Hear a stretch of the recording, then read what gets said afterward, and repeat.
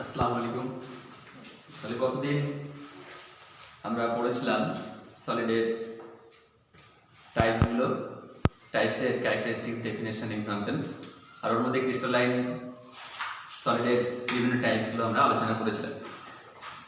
আর ওখানে আমরা হেডিং করে ছেড়েছিলাম যে ক্রিস্টালাইন সাবস্ট্যান্স নিয়ে পড়তে গেলে বিশেষ কিছু টার্মস আমাদের জানতে হয়, সেই সকল টার্মসগুলো। তো সবাই হেডিং করো, special terms on crystalline solid.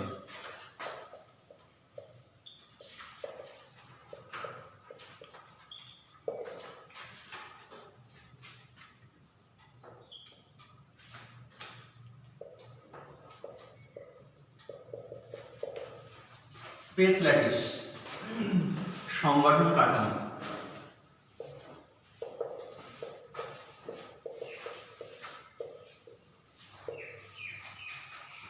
দেখো, আমরা কঠিনের মধ্যে যদি এক্স রে পাঠাই কি, তাহলে ওর ইন্টারনাল গঠন সম্পর্কে আমরা জানতে পারি। তো এক্স রে পাঠিয়ে আমি একটা কঠিনের মধ্যে যে কনস্টিটুয়েন্ট পার্টিকেলগুলো আছে সেই পার্টিকেলগুলো কিভাবে অ্যারেঞ্জ আছে সেটা বোঝানোর জন্য দেখো আমরা বিন্দু দিয়ে ডিনোট করছি পার্টিকেলগুলোকে। তো আমরা যেহেতু ক্রিস্টালাইন সলিড নিচ্ছি, তো ওখানে কনস্টিটুয়েন্ট পার্টিকেলের অ্যারেঞ্জমেন্ট রেগুলার না ইরেগুলার? ক্রিস্টালাইন সাবস্টেন্সের যেহেতু আমরা উদাহরণ টানছি, এবার যা আলোচনা হবে সব ক্রিস্টালাইন সাবস্টেন্সের হবে। তো ওখানে যে কনস্টিটুয়েন্ট পার্টিকেলগুলো আছে, উপাদান কণা, তাদের অ্যারেঞ্জমেন্ট রেগুলার না ইরেগুলার? রেগুলার। দেখো, টু ডাইমেনশনালি আমরা ইকুয়াল ডিসটেন্সে পার্টিকেলগুলোকে বসাচ্ছি। দেখো, বিন্দু দিয়ে ডিনোট করলাম পার্টিকেলগুলো। এটা এক্স আর ওয়াই দুটো ডিরেকশনে করেছে, এইভাবে তো জেডও থাকবে। একটা থ্রি ডাইমেনশনাল তুমি একটা স্ট্রাকচার পাবে না, ওই থ্রি ডাইমেনশনাল স্ট্রাকচারটাকে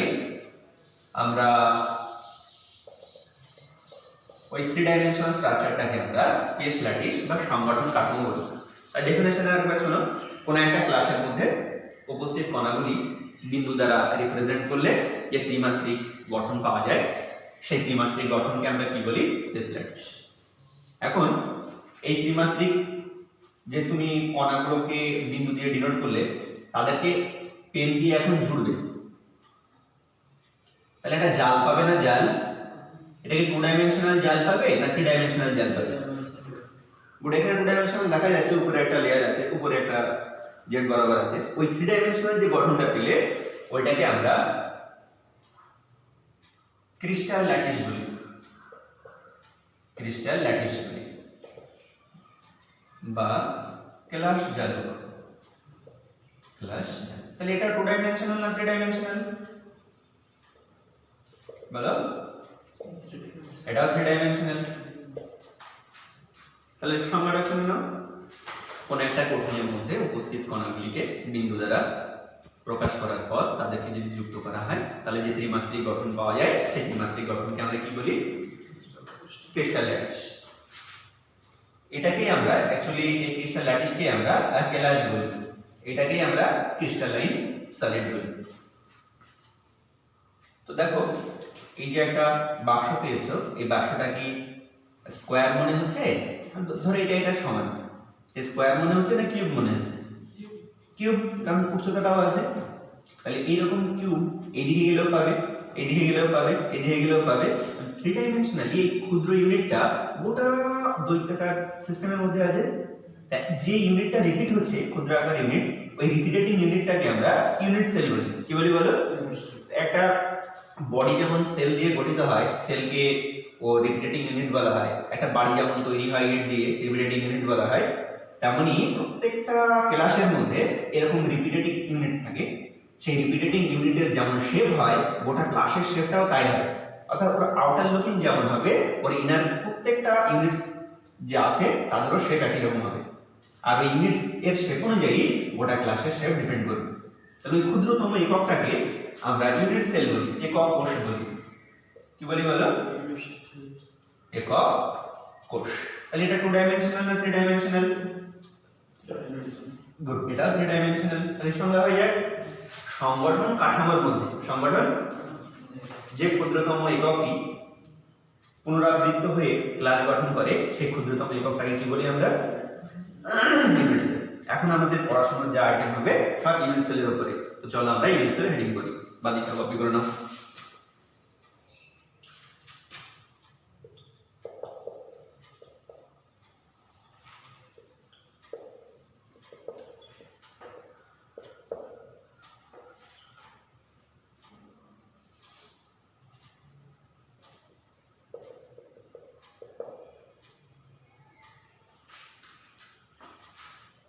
খেয়াল করো ইউনিট সেলের সংজ্ঞা তো ওখান থেকে আমরা রিপ্রেজেন্ট করেছি, এখন আমরা টাইপস দেখবো ইউনিট সেলের।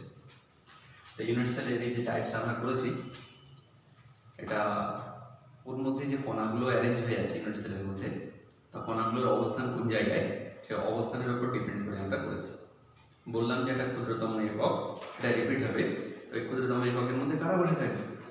কণাগুলো বসে থাকবে।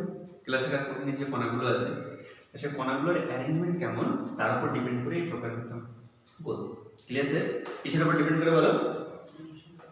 ইউনিট সেলের কণার অ্যারেঞ্জমেন্টের উপরে, কণার সজ্জার উপর ডিপেন্ড করে, কণার সজ্জার উপর নির্ভর করে।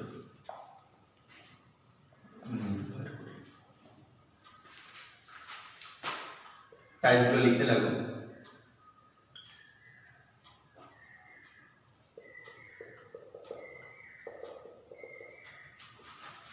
প্রিমিটিভ মৌলিক,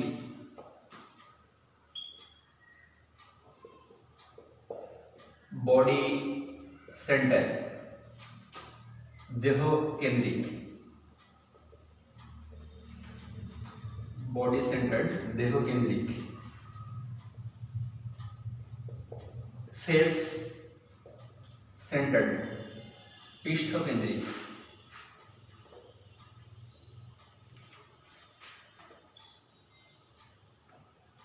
এন্ড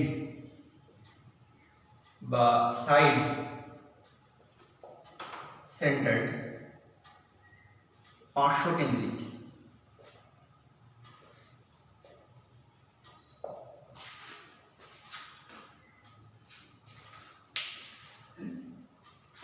বাদিকটা লেখা হয়ে গেছে সবাই?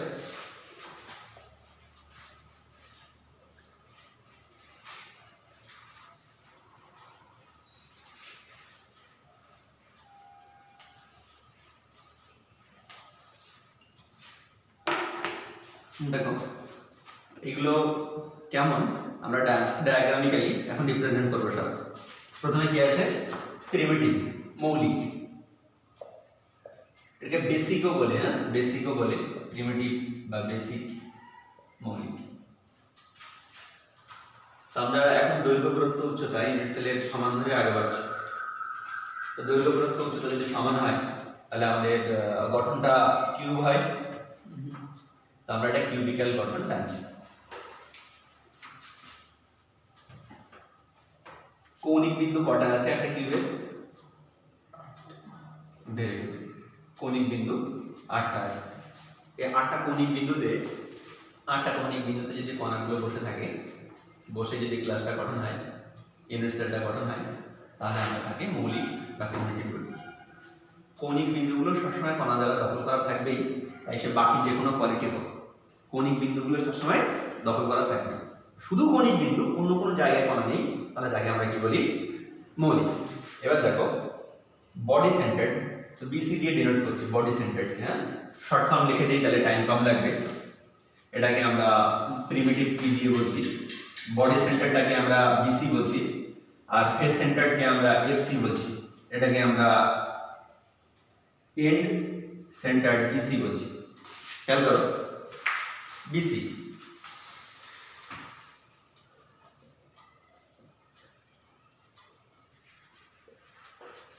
কণা কোথায় আছে? কৌণিক বিন্দুতে আমি বললাম যে প্রত্যেকটা টাইপের মধ্যে থাকবেই অ্যাডিশনাল। আচ্ছা বলো তো এর দেহ কেন্দ্র কটা? দেহ কেন্দ্র আমরা আগে ওই ইনফরমেশন গুলো আমাদের ক্লিয়ার আছে কিনা? তুমি যে এই ঘরটা দেখতে পাচ্ছ, এই ঘরে তল কটা আছে? তল, এই ঘরে তল কটা আছে? তলের সংখ্যা হচ্ছে 6টি। আচ্ছা বলো তো বাহু কটা আছে এই ঘরটায়? বাহু, এগুলো বাহু, গুড, বাহু 12টা, বাহু 12টি। বলো তো কৌণিক বিন্দু কটা আছে? কৌণিক বিন্দু ওটা 8টি, কৌণিক বিন্দু 8টি। দেখো এর বডি ডায়াগ্রাম, বডি ডায়াগ্রাম মানে জানো তো যে এই ঘরের এই কর্নার থেকে ওর অপোজিট কর্নার না, ওর অপোজিট নিচের কর্নার, এটাকে আমরা বডি ডায়াগ্রাম বলি, দেহ কর্ণ। দেহকর্ণের সংখ্যা কটা হতে পারে? ভেরি গুড, দেহকর্ণ 4টি। বলতো এই বডির মধ্যে পুরো ভর কেন্দ্র কোন জায়গাটায়?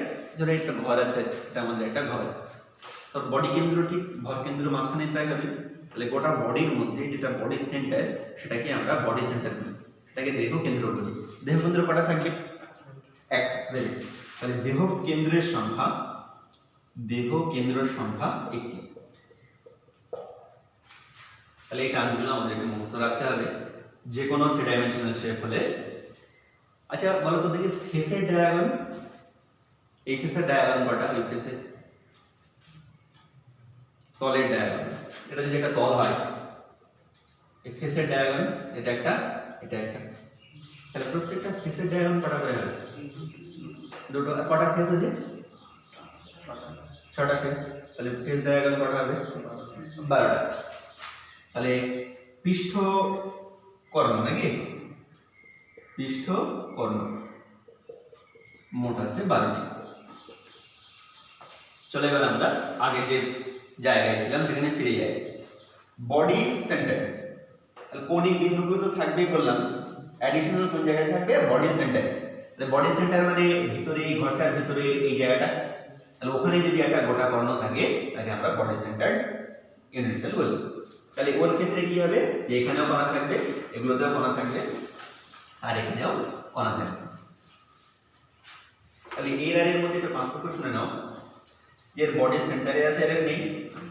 দেখো এই যে কণাগুলো, এদের সঙ্গে আমি ছবিটাকে স্পষ্ট করার জন্য দূরত্ব বাড়িয়ে দিয়েছি, কিন্তু এরা কন্ট্যাক্টে ইচ আদার আছে, পরস্পরের কাছে আছে। তার মানে এই গঠনটা কেমন হয়েছে?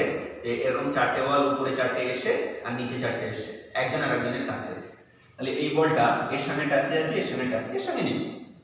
ঠিক একই রকম ভাবে এই বলটা এর সঙ্গে টাচে আছে, এর সঙ্গে, এই বলটা এর সঙ্গে টাচে আছে, এর সঙ্গে টাচে আছে। তাহলে ওর পাশের দুটো বলের সঙ্গে ডায়াগোনাল বরাবর না, পাশের দুটো বলের সঙ্গে টাচে আছে। আর এর ক্ষেত্রে কি হয়েছে যে আমি 4খানা বল উপরে নিয়ে এসি আর 4খানা বল নিচ দিয়ে নিয়ে এসি, মাঝখানে একটা বল দিয়েছি, এটা হলো বডি সেন্টার। তাহলে মৌলিকটার ব্যাপারে কি বললাম? যে এরকম আমরা 4খানা বল, এরকম আমরা 4খানা বল নিচে রেখেছি আর 4খানা বল ঠিক এর উপরে বসিয়েছি। তাহলে এর উপরে একটা বল যদি বসে, এর উপরে একটা বল কাছে আছে, এর উপরে যদি বল বসাই, তাহলে যে শেপটা পাবো প্রত্যেকটা সেন্টারকে জুড়ে জুড়ে, এই সেন্টার, এই সেন্টার, এই সেন্টার, এই সেন্টার, এই যে জুড়ে জুড়ে এটা একটা স্কোয়ার পেয়েছি। ঠিক উপরে যদি জুড়ি এটা কিউবিক্যাল গঠন পাবো, ওইটাকে আমরা মৌলিক বলি। এবার এই যে ফাঁকা ভিতরে একটা জায়গা আছে, সেখানে একটা গোল বল বসিয়ে তারপরে যদি বসাই, তাহলে বলো তো উপরের বলের সঙ্গে এই বলের কি আর টাচ হবে? আর টাচ হবে না। উপরের বলটার সঙ্গে এই বলটা, এর উপরের সঙ্গে এর, কিন্তু এই বডির সেন্টারে যে বলটা আছে সেই বলটার সঙ্গে নিচে 4টেরও টাচ হবে, উপরে 4টেরও টাচ হবে। তাহলে এই যে গঠনটা সেটাকে আমরা বডি সেন্টার বলি। তাহলে এর সঙ্গে এর কোনো টাচ নেই, কিন্তু এর সঙ্গে এর টাচ আছে, এর সঙ্গে এর টাচ আছে, এর সঙ্গে এর, এর সঙ্গে এর, এর সঙ্গে এর, এর সঙ্গে এর, এর সঙ্গে এর, এর সঙ্গে এর। ক্লিয়ার না? ক্লিয়ার না? এই গঠনটাকে আমরা কি বলি? Body centre. তাহলে 4খানা বল আমাদের উপরে আছে, আর উপরে আছে যারা 4খানা বলের মধ্যে, এদের সঙ্গে কিন্তু টাচ আছে, কিন্তু উপরের সঙ্গে নিচের টাচ নেই। কথা বোঝা গেল না? গেল না? এবার নিচেও এরকম 4খানা বল আছে যাদের সঙ্গে আবার টাচ আছে, আর এই 4টে একটা বলের উপরে রেখে দিলাম, এটা বডি সেন্টার। এই গঠনটাকে আমরা কি বলছি? Body centre unit cell. Next এবার কি আছে আমাদের? Face centre. ছবিগুলো করা হয়ে গেছে, এই নোটটা আমরা মুখস্থ রাখবো, আমাদের নিউমেরিক্যাল করার সময় এটা আমাদের কাজে আসবে। নোটটা আমরা মুখস্থ রাখবো। ডান দিকে ট্যাবেট আছে,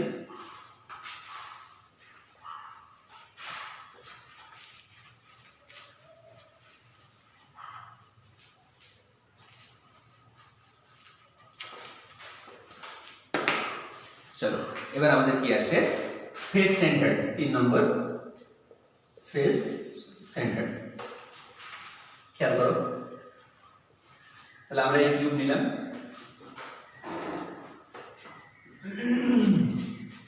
কয়টা ফেস আছে? 6টা। তো এই ফেস এর সেন্টারে একটা কণা বসিয়েছি, ঠিক এর উল্টো দিকে ফেস, এটা না দেখলে বোঝা যাবে না, এইটা এই ফেসের সেন্টারে কণা বসিয়েছি, তাহলে এই ফেসের সেন্টারে একটা কণা। এবার আমার ফ্রন্টে এই দিককার যে ফেস আছে তার সেন্টারে কণা বসিয়েছি, আর ওই দিককার যে ফেসটা আছে তার সেন্টারে বসিয়েছি। আর কৌণিক বিন্দুগুলোতে কণা তো আছেই, কৌণিক বিন্দুগুলোতে কণা তো আছেই, এগুলো কৌণিক বিন্দুতে।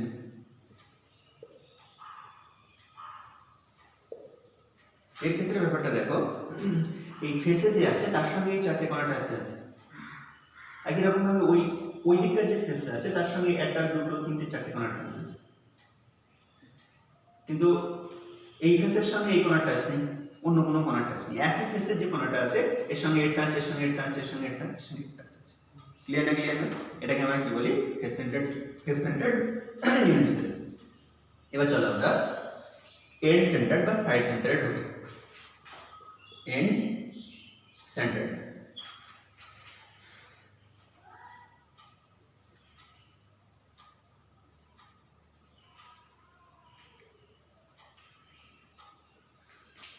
দেখো বলছি বিপরীত তল, এই তলের বিপরীত কোনটা? এটা যদি 1 নম্বর তল হয় এর বিপরীত তল কোনটা? নিচেরটা, এটাকে আমরা 1 ড্যাশ বলছি। আর এই তলটাকে যদি আমরা 2 নম্বর তল বলি 2 ড্যাশ, আর বিপরীতটা। আর ওই দিকটা যদি আমাদের 3 হয় তাহলে আমাদের ফ্রন্টটা কি হবে? 3 ড্যাশ। কণাগুলো যে কোনো অপোজিট তলে থাকবে তাহলে আমরা এন্ড সেন্টার্ড বলবো। তাহলে যদি 1 নম্বর তলে থাকে কণাটা তাহলে অবশ্যই কণাটা আবার কোন জায়গায় থাকবে? নিচে, বিপরীত তলে। এটা না থাকে ওর অপোজিট তলে দাও থাকতে পারতো। আর কৌণিক বিন্দুতে যেমন ছিল তেমন থাকবেই। এই ধরনের গঠনকে আমরা কি বলি? যেটা বলো এন্ড সেন্টার্ড ইউনিট সেল। তাহলে আমাদের কণার অবস্থান অনুযায়ী ইউনিট সেল কয় রকমের, সবাই ক্লিয়ার হয়েছে না হয়নি? এখন খুবই ইম্পর্টেন্ট আমাদের নিউমেরিক্যাল প্রবলেমের জন্য, এই বেসিক কনসেপ্ট থেকে আমাদের নিউমেরিক্যাল কোশ্চেন নিতেও আসবে, যেটা আমরা খুব সিরিয়াসলি একটু দেখব। আমরা যে পয়েন্টগুলো করেছি, এখানে কণা বসলে ঘরে কতটা কণা ঢোকে সেটাকে কন্ট্রিবিউশন অফ পার্টিকেল বলে। সেখানে কি বলে? Contribution of particle. ধরো তুমি এই দরজাতে তোমার অর্ধেক বডি দরজার এইদিকে রাখলে আর অর্ধেক বডি দরজার বাইরে রাখলে, তাহলে ঘরে তোমার জন্য কন্ট্রিবিউশন হচ্ছে হাফ অংশ, আর বাইরে তোমার জন্য কন্ট্রিবিউশন হলো হাফ অংশ। তাহলে এই ঘর তোমাকে পাচ্ছে হাফ অংশ করে।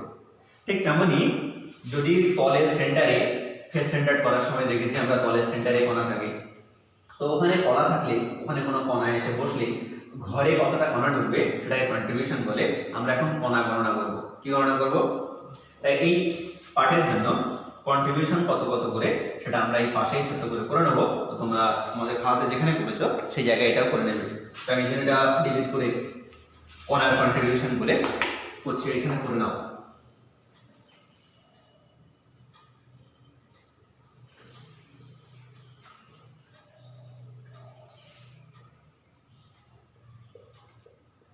কণার কন্ট্রিবিউশন, কণার কন্ট্রিবিউশন খেয়াল করো। একটা তল আছে, এই যে কিউবটা আছে, ফাঁকা কিউবটা আমরা করে নিচ্ছি এখানে একটা।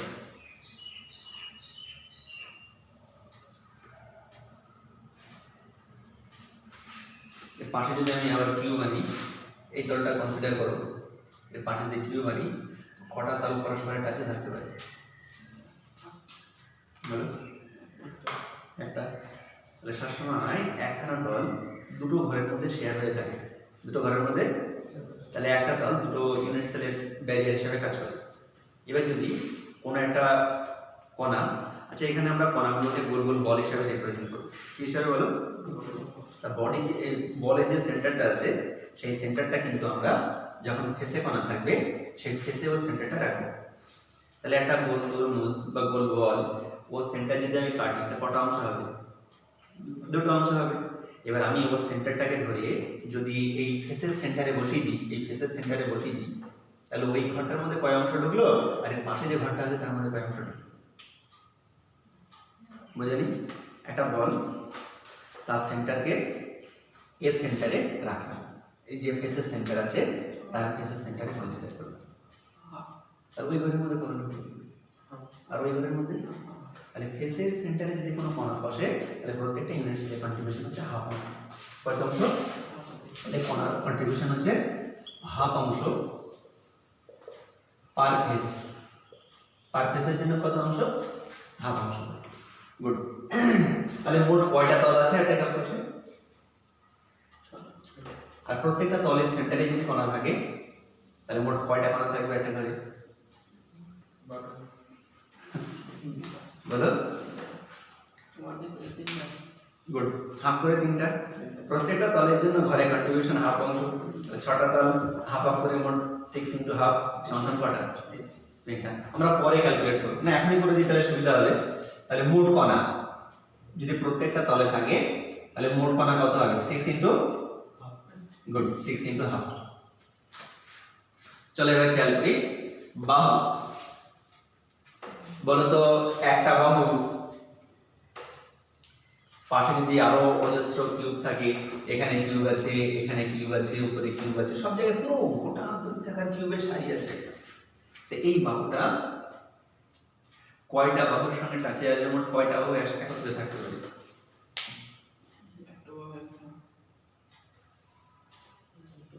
কিউব সাজালাম, একটা বাহু কটা ঘরের টাচে থাকতে পারে? চলো আমাদের বই দেখি। বই, চারটে বই।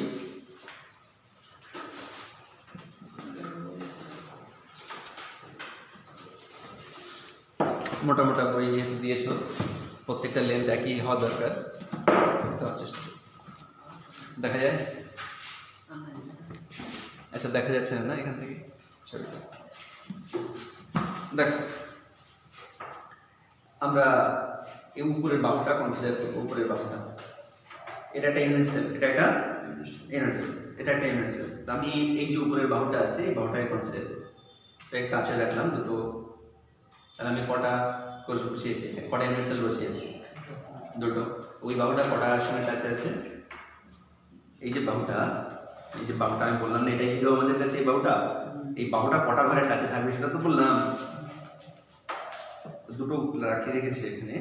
তো এই একটা ঘরের টাচে আছে, এই একটা ঘরের টাচে আছে না বাবা? এবার আমি 3 ডাইমেনশনালি অ্যারেঞ্জ করছি। তো আমি এর উপরে আরেকটা, আর এর উপরে আরেকটা বই রাখলাম। তাহলে এই বাহুর সংস্পর্শে যে সেলটা রাখবো, উপরে যে কোষটা রাখবো, এই যে এটাকে উপরে রাখছি। তো দেখো এটাও তো টাচে এসছে এই ঘরটা। এবার এর উপরে যদি বইটা রাখি, এই সাইডের উপরে, এই সাইডের উপরে বইটা রাখলাম, তাহলে এর নিচের বাহুটাও তো টাচে এসছে। তাহলে এদিকে একটা রাখলাম, এদিকে একটা রাখলাম, দুটো, আর এই একটা আর এই একটা, কটা? তাহলে একটা বাহু মোট 4খানা একক কোষের টাচে থাকে। তাই সে এর বাহু হোক বা এর বাহু হোক, আপার হোক বা লোয়ার হোক, যে কোনো একটা বাহু 4টে ইউনিট সেলের টাচে থাকে। ক্লিয়ার না? ক্লিয়ার না? এবার একটা গোটা তরমুজ বা একটা বল, তার সেন্টারকে আমরা বাহুর সেন্টারে রিপ্রেজেন্ট করব। কোন জায়গায় রিপ্রেজেন্ট করব? তাহলে একটা বল যদি আমরা বাহুর সেন্টারে রিপ্রেজেন্ট করি, ছবিটা ওখানে দেখো।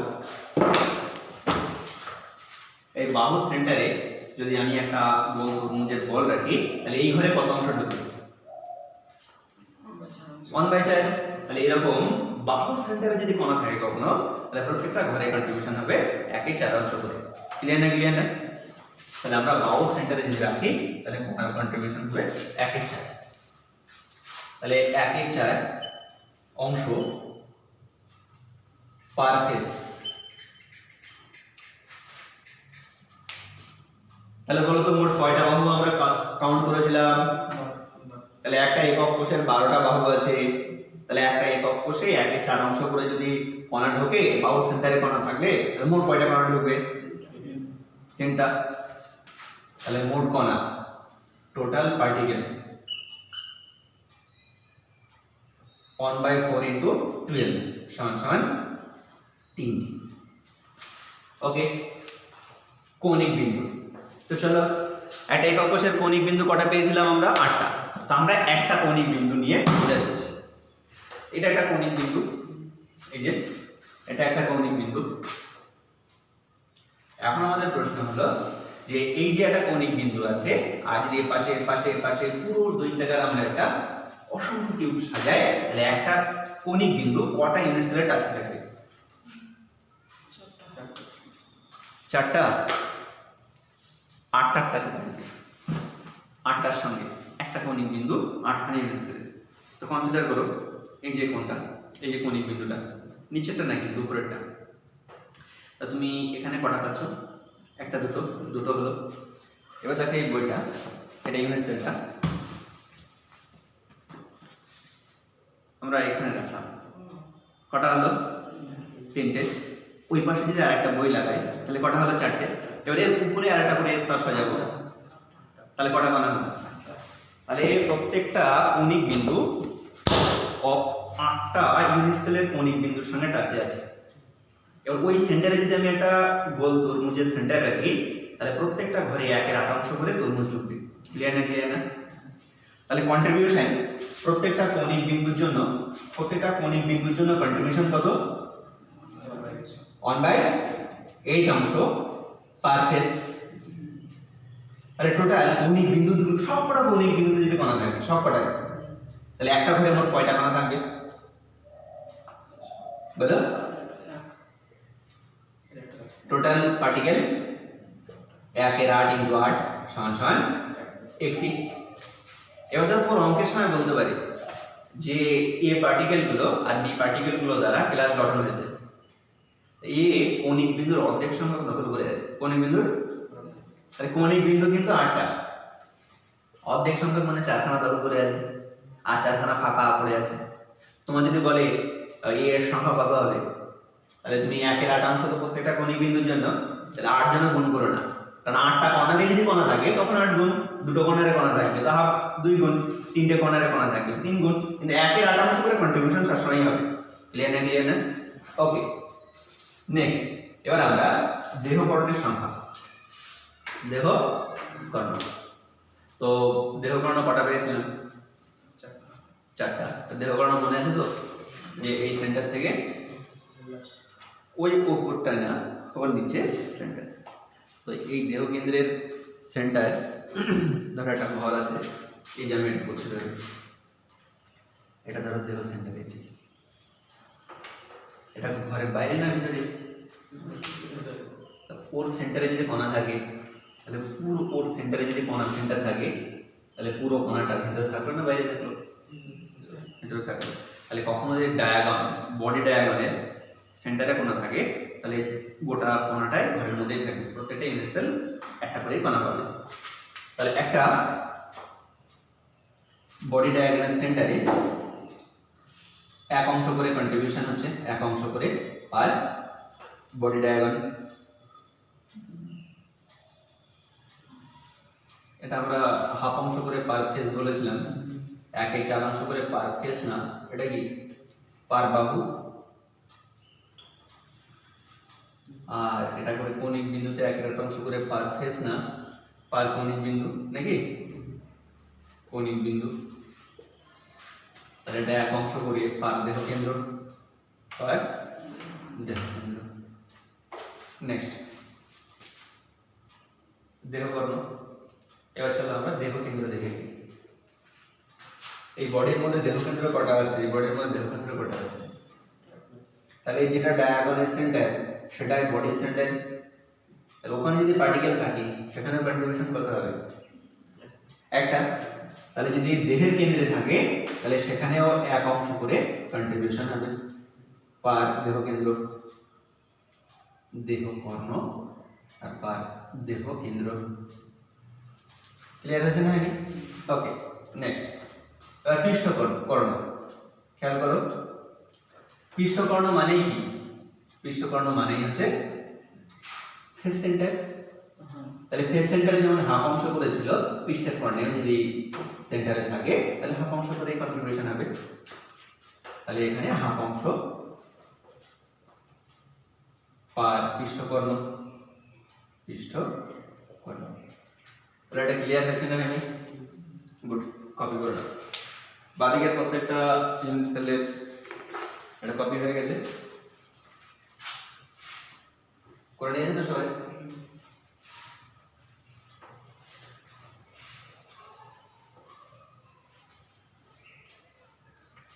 অসুবিধা হলে তোমরা বলবে। হ্যাঁ, আচ্ছা অসুবিধা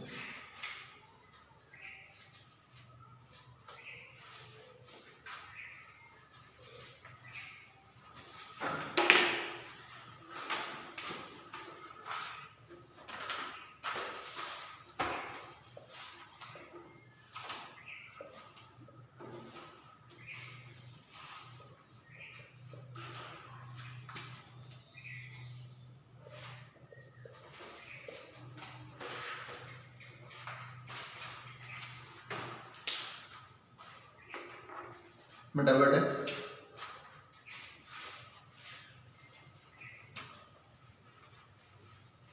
আমরা কোনো ক্লাসের ভিতরকার গঠন জানার জন্য কি রশ্মি ব্যবহার করি?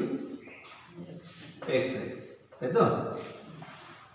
তো এক্স রে ক্রিস্টালোগ্রাফি আছে, সেই ক্রিস্টালোগ্রাফির সাহায্যে আমরা ক্রিস্টালের গঠন জানতে পারি। হ্যাঁ, এক্স রে ক্রিস্টালোগ্রাফি। আচ্ছা, আমরা একটু আগে যে টাইপসগুলো করলাম সেটা হচ্ছে ইউনিট সেলের টাইপস, একক কোষের প্রকার। একক কোষ মোট কয় ধরনের হতে পারে? 4 ধরনের। তোর মধ্যে মৌলিক যে একক কোষটা সেটা নিয়ে আমরা এখন আলোচনা করব। তো এটা আলোচনা করতে গেলে 2 ধরনের প্যারামিটার আছে মৌলিক কোষের। ওই 4 প্রকার যে কোষ পেলাম আমরা ইউনিট সেল, যে কোনো ইউনিট সেলের মোট 2 প্রকারের প্যারামিটার আছে। কয় প্রকার? তো এটা অ্যাঙ্গেল প্যারামিটার বলি আমরা, লেন্থ প্যারামিটার।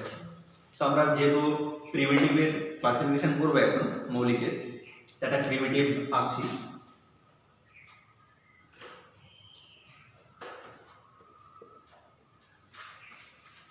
আমরা যে টাইপসটা করব এবার কটা প্যারামিটারের বেসিসে? 2টো, একটা লেন্থ একটা অ্যাঙ্গেল। তো লেন্থ আর অ্যাঙ্গেল জিনিসটা কি ওটা আমরা এখন দেখানোর চেষ্টা করছি। এটাকে আমরা মূল বিন্দু ধরলাম 0 0 বিন্দু।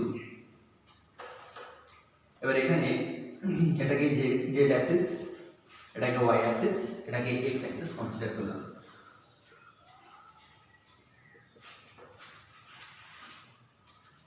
তো এক্স ওয়াই জেড এটা অসীম পর্যন্ত বিস্তৃত হবে। আর একক কোষ যখন আমরা অ্যাক্সিসের মূল বিন্দুতে বসাবো, তো এক্স ওয়াই জেড অক্ষকে কাটবে না কাটবে না? এক্স ওয়াই জেড অক্ষকে কাটবে না কাটবে না? তো যে কাটিং পয়েন্ট, মূল বিন্দু থেকে ওই কাটিং পয়েন্টের দূরত্বকে আমরা এবিসি দিয়ে ডিনোট করি। তো 0 থেকে এর দূরত্ব a, এখান থেকে y থেকে এর দূরত্বটা b, এখান থেকে এর দূরত্বটা c দিয়ে আমরা ডিনোট করি। এই z আর y এর মধ্যে এই অ্যাঙ্গেলটাকে আমরা আলফা, x আর z এরকে আমরা বিটা, আর এই অ্যাঙ্গেলটাকে আমরা গামা দিয়ে ডিনোট করি। তাহলে কয়টা প্যারামিটার হলো? 2টো। কি কি? লেন্থ আর অ্যাঙ্গেল। তো এটা এই যে তলটা আছে, এই যে জেড আর এক্স তল, ওই দুটো তলের মধ্যেকার অ্যাঙ্গেল, এটাকে ইন্টারফেসিয়াল অ্যাঙ্গেল বলে। কি বলে বলো? তাহলে আমরা এই যে প্যারামিটার থেকে দুটো জিনিস সামনে নিয়ে আসি, একটা হচ্ছে interfacial angle, alpha beta gamma. আর এই যে কাটিং পয়েন্টে আমরা লেন্থ বলছি মূল বিন্দু থেকে দূরত্ব, ওটাকে ইন্টারসেপ্ট বলে। কি বলে বলো? ইন্টারসেপ্ট। ওটা আমরা a, b, c মূল বিন্দু থেকে এটা কনসিডার করা হয়। এবার এই তিনটে প্যারামিটারকে আমরা পাল্টে দেব। এই তিনটে আর এই তিনটে প্যারামিটারকে আমরা কি করব? পাল্টে দেব। তাহলে দৈর্ঘ্য প্রস্থ উচ্চতা যদি এলোমেলো হয়ে যায় আর কি থাকবে না, তখন ওর ভিন্ন ধরনের গঠন পাবে। দুনিয়াতে যা কঠিন আছে সবার মধ্যে এক্সরে পাঠিয়ে আমরা মোট 7 ধরনের অ্যারেঞ্জমেন্ট পাই। কয় ধরনের? এই জন্য প্রিমিটিভ সেল মৌলিক কোষও 7 প্রকারের পায়। তাহলে সেই যে 7 প্রকার পেয়েছি কিসের জন্য? এই দুখানা প্যারামিটার আলাদা আলাদা হওয়ার কারণে। তো আমরা এই প্যারামিটারগুলো মুখস্থ করব। নিটেও আমাদের এখান থেকে কোশ্চেন আসবে, আর আমাদের এইচএসও যে এমসিকিউ কোশ্চেন সেখান থেকে খুব ইম্পর্টেন্ট প্রশ্ন আসে। প্রায় তোমার ওই আইআইটির কোশ্চেনগুলোতে এই যে 7 প্রকারের সিস্টেম আছে, এই ডেটাগুলো যেহেতু মানুষ ভুলে যায়, আমরা ভুলে যাই, এই জন্য এখান থেকে কোশ্চেন আসে। তো খেয়াল করবো আমরা। তাহলে এদিকে আমরা লেন্থ প্যারামিটারগুলো বলছি, লেন্থ প্যারামিটার, আর এদিকে আমরা অ্যাঙ্গেল প্যারামিটারগুলো বসাচ্ছি। লেন্থ প্যারামিটার এবিসি তিনটে আছে, আর angle parameter alpha beta gamma আছে। আর এখানে আমরা ওই যে মৌলিক একক কোষ তার অনুযায়ী টাইপ অফ ক্রিস্টাল লিখছি, টাইপ অফ ক্রিস্টাল ক্লাস। তাহলে এই মৌলিক একক কোষ ভিন্নতার কারণে ক্লাসের নামগুলো ভিন্ন। আমরা কিন্তু ক্লাস সিস্টেম পাচ্ছি এখানে, কঠিন পদার্থ পাচ্ছি এখানে ইউনিট সেলের ধরন অনুযায়ী। ক্লিয়ার না? ক্লিয়ার না? গুড। তো আমি টাইপস গুলো লিখছি 7 রকমের। টাইপ গুলো মুখস্থ করে একটা সুন্দর সিস্টেম আছে। হ্যাঁ, বলো আমার সঙ্গে। C Tom there. C Tom there. তো আমি কতবার C for cubic, cubic. T for তোমার লিখতে লাগো টেট্রাগোনাল।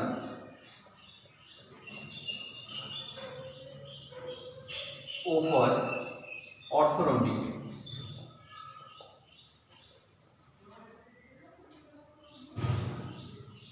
M for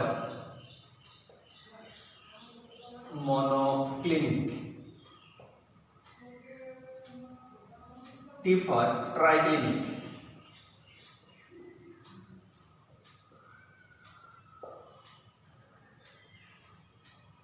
H for hexagonal.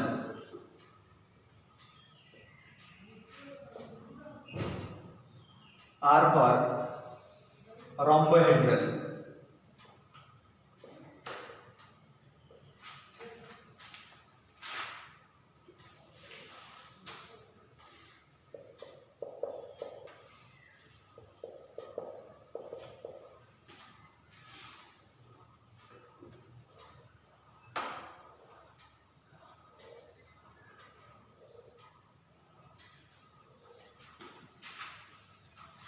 খেয়াল করে এবার মুখস্থের জন্য আমরা কিভাবে মুখস্থ করবো ওটা দেখো, ওটা মুখস্থ রাখতে হবে। এই প্রথমটা শেষটার জন্য আর a equal to b equal to c, প্রথম আর শেষটার জন্য a equal to b equal to c। আর পরেরটা a equal to b not equal two c, এই যে এর পরেরটা a equal to b not equal two c। আর তারপরে তিনটে সবকটাই অসমান। মুখস্থ হলো? প্র্যাকটিসের মধ্যে রাখতে হবে। এর অ্যাঙ্গেলগুলো দেখো, প্রথম তিনটে সমান, alpha equal to beta equal to gamma equal to 90 degree. এটাও same, alpha equal to beta equal to gamma equal to 90 degree. এটার ক্ষেত্রে alpha equal to gamma equal to 90 degree, beta not equal to 90 degree. এটার ক্ষেত্রে তিনটেই অসমান, alpha equal to beta not equal to gamma আবার not equal to 90 degree, একটাও 90 degree না, আবার তিনটেই অসমান। এর ক্ষেত্রে এই দুটোর ক্ষেত্রে common, alpha equal to beta not equal to gamma. Alpha equal to বিটার মানটা 90 degree, not equal to gamma. আর alpha equal to beta equal to 90 degree, gamma not equal to 90 degree. তো এখানে গামার মানটা আছে 120 ডিগ্রি, আর এখানে 90 ডিগ্রি না, এর মান ভিন্ন ভিন্ন হতে পারে। তাহলে আমাদের এই সুন্দর এই সিস্টেমটা আমরা মুখস্থ করবো। আর এর নামগুলো আমরা মনে করে ক্লাস সিস্টেম, যেটা আমরা মৌলিক একক কোষের ভিন্নতার জন্য পেয়েছি। ক্লিয়ার হয়েছে না? আমি এই চারটা কপি করে নেব ফার্স্ট। ডান দিকের ওই প্যারামিটার গুলো ছবিতে করে নিয়েছে, ওটা নোটের মধ্যে ওটা কপি করে নেবে।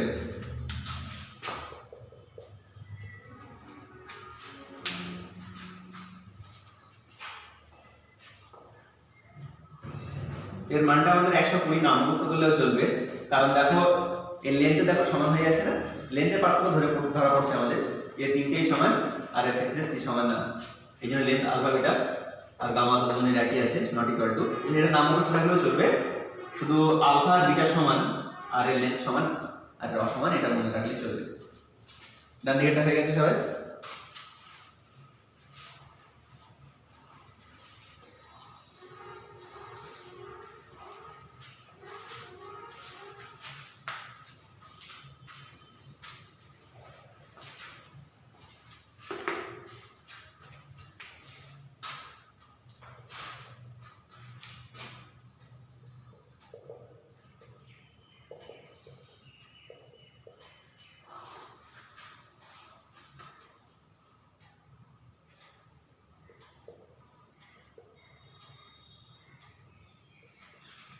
Class system.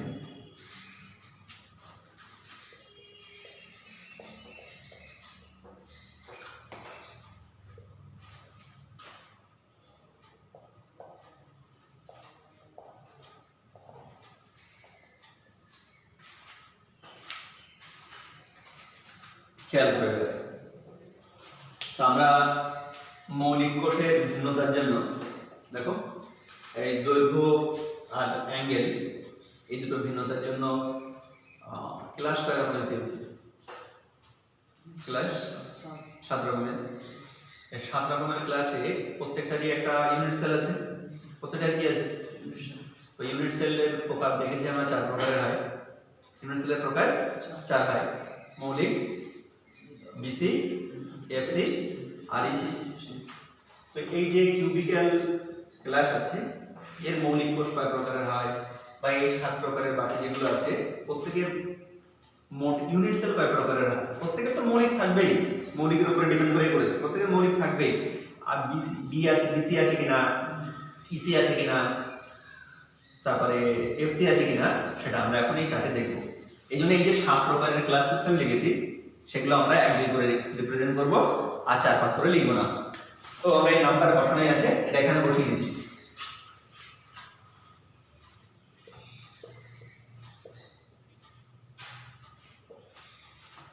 খেয়াল করো,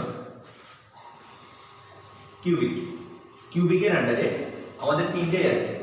3টে কি বলেছিলাম? প্রথম 3টে বলো। সিম্পল কিউব বলো। বিসি মানে বডি সেন্টার্ড, এখন বডি সেন্টার্ড কিউব হবে বিসিসি, গুড, এফসিসি, এফসিসি। এটা সিম্পলের আন্ডারে, এই সরি কিউবিকের আন্ডারে চলে গেল। তো আমরা মুখস্থের জন্য এই যে ট্রিকটা লিখেছিলাম এখানে মুখস্থ রাখবো। এই দেখো এর ক্ষেত্রে আমরা 3 রকম পাবো, এর ক্ষেত্রে 2 রকম, এর ক্ষেত্রে 4 রকম। তাহলে মোট কটা হলো আমাদের? দেখো তো কটা হলো? 3 আর 2 5 আর 4 14টা। তাহলে আমি 14 প্রকারের ল্যাটিস সিস্টেম পাবো। কয় প্রকারের? 14 প্রকারের। তাই এই যে 3 প্রকার কি কি ওটা আমরা যেমন লিখেছি এগুলোও লিখছি। তাই এর প্রথম দুটো আছে। প্রথম দুটো মানে কি? এটা হচ্ছে সিম্পল, এস কি বলবো? এস সি কেন বলবো? সিম্পল টেট্রাগোনাল। তো এস কি বলবো? কি বলবো বলো?